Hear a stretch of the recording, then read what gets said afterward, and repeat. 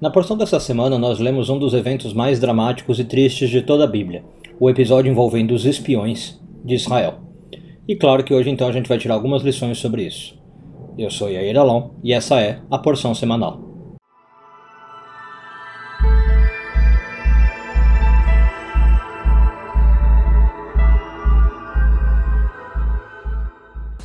Bom, a famosa história dos espiões é narrada para nós nessa semana. Moisés seleciona 12 espiões, manda para investigar a terra de Israel, um pouquinho antes do povo entrar. Desses 12 espiões, 10 voltam dando um relato extremamente negativo e só 2 falando bem da terra. Os 2 são Caleb ben Yefuné e Yoshua ben Nun, Josué. E aí o povo acredita mais nos 10, até porque eles são a maioria, claro, e acontece ali uma grande desgraça porque Deus fala, olha, vocês acreditaram, não era para acreditar, agora vocês vão ficar andando no deserto até uma nova geração surgir para vocês entrarem na terra. Então isso significa, na verdade, mais 40 anos de andança pelo deserto. Agora, uma pergunta que a gente costuma fazer nessa paraxá é o seguinte, por que o povo acreditou tanto no relato dos 10 espiões depois de tudo que eles tinham passado? Eles estavam vivendo com uma proteção divina muito aberta, desde a abertura do Mar Vermelho, até o Maná, até o recebimento da Torá. Eles estavam na porta de Israel, já tinham visto um monte de milagre, tinham visto como Moisés cuidava deles. Por que eles foram acreditar nesse relato dos espiões? Bom, existe uma pequena dica num versículo onde os espiões dão um motivo, Eles falam vários motivos, mas um dos motivos eles falam assim, olha, a gente não vai conseguir entrar na terra, a gente não vai conseguir conquistar, porque o povo que mora lá é mais forte do que nós. Agora, essa palavra do que nós, em hebraico se escreve mimeno, com U, e aí significa do que nós mesmo. Só que o U e o O em hebraico são letras muito parecidas, Basta mudar um pontinho de lugar, subir um pontinho, e aí eu já transformo essa palavra de mimenu para mimeno e significa mais forte do que ele. Então os cabalistas explicam que na verdade o que os espiões estão falando aqui por trás é que o povo que estava ali na terra era mais forte do que ele, do que Deus. Estão dando a entender que eles não conseguiriam vencer porque mesmo espiritualmente Deus não ia conseguir ajudar a entrada na terra de Israel. Agora, isso não ajuda muito na explicação, O que será que os espiões viram para chegar a pensar que tinha alguma coisa mais forte do que Deus? Bom, vamos então entrar um pouquinho aqui na história mística da questão. Bom, quem eles viram foram uma raça de gigantes, eles descrevem isso em Números 13 e 33, que em hebraico essa raça é chamada Nefilim.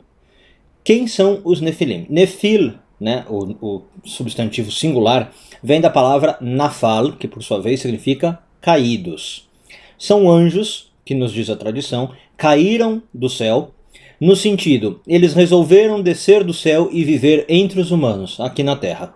Esses anjos vieram para a Terra na época de Enoque, então logo no comecinho da criação, seria no livro de Gênesis, se a gente seguisse a cronologia, vieram um pouquinho antes do dilúvio, e diz a tradição que eles vieram para provar para Deus que as tentações do mundo podiam ser resistidas.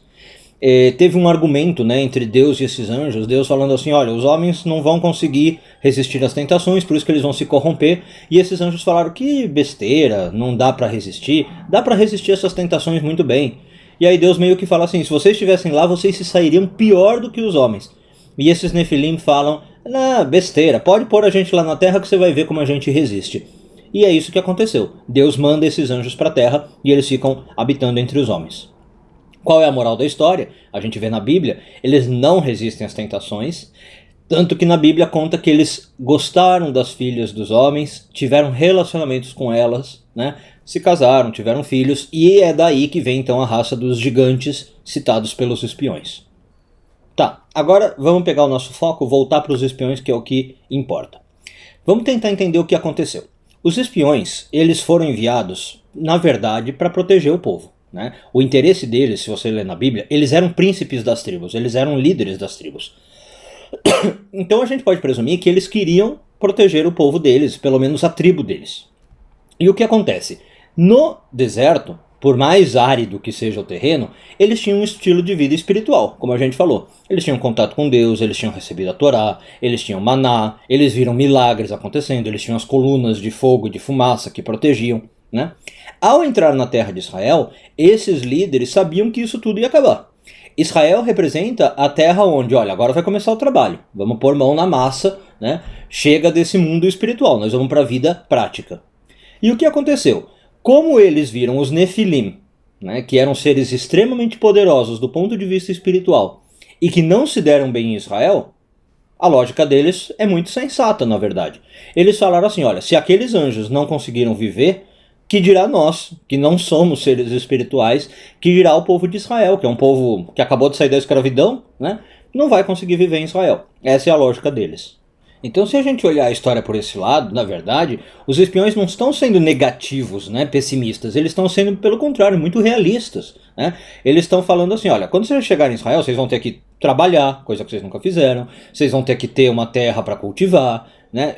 Vai chegar de ter, não vai ter mais esses milagres. Então, eu acho que vocês não vão dar conta de viver no mundo material. Os anjos, de novo, os Nefilim caíram quando vieram a esse mundo material, né, sucumbiram às tentações, que dirá nós.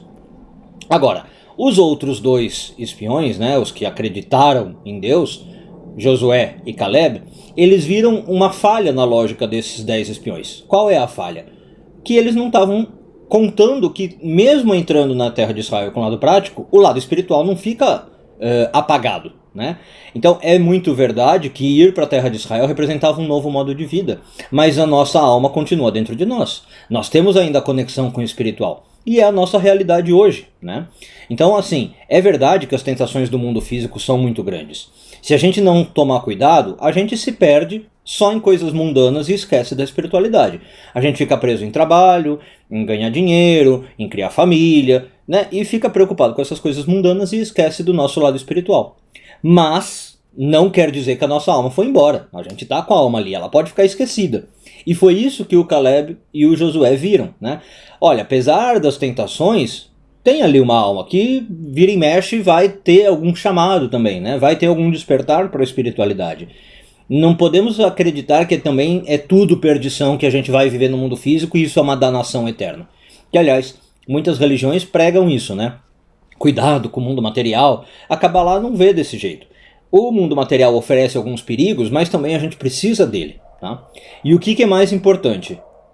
Lembrar que pela Kabbalah não há dúvida, nós somos mais fortes do que os anjos, né? Nesse sentido. Mesmo os Nefilim. Nós temos um poder que o anjo não tem, que é o de escolher. Então, os anjos eles não sabiam lidar com isso. Quando os Nefilim foram postos na Terra, eles realmente não souberam lidar com a situação. Mas nós, seres humanos, tiramos isso de letra, né? A gente consegue sim muito bem, quando a gente quer, focar no mundo material, quando a gente quer focar no mundo espiritual e dividir o nosso tempo entre essas duas coisas. E para Kabbalah, é esse o nosso propósito final. Que a gente viva bem física e espiritualmente. Material e espiritualmente. Uma boa semana a todos. Shavua Tov. Tudo de bom.